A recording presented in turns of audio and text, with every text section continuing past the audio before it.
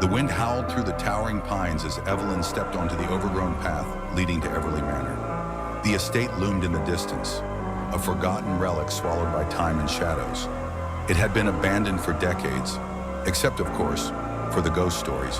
Locals whispered of a man who still roamed its halls, cursed to remain within its decaying walls. A lover betrayed, a soul unable to rest.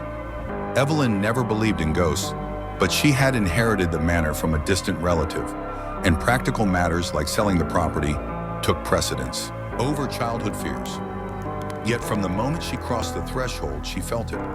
A presence. The air thickened, charged with something unseen but undeniable. The scent of firewood and rain filled her senses.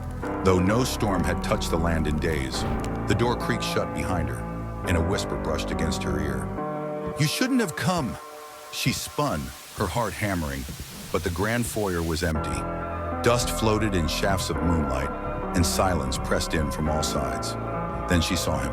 A man stood at the base of the grand staircase, half shrouded in shadow. His sharp jawline, tousled dark hair, and piercing silver eyes were striking, but it was the sorrow in his gaze that rooted Evelyn to the spot.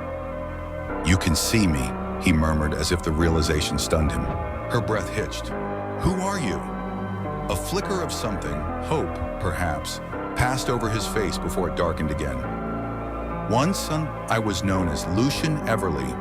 Now I am nothing but a ghost." Evelyn's pulse pounded in her throat. Logic warred with the undeniable truth standing before her. He wasn't translucent. He wasn't a shadow. He was real, tangible, and heartbreakingly beautiful.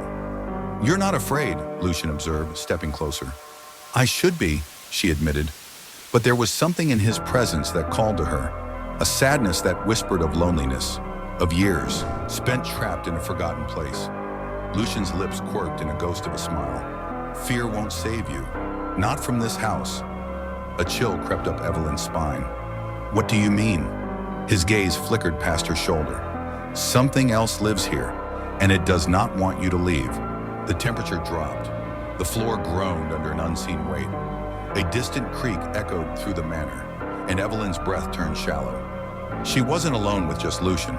A shadow slithered along the ceiling. The chandelier above them trembled. Then the voice came, low, jagged, hungry. "She belongs to me." The doors slammed shut. The windows rattled.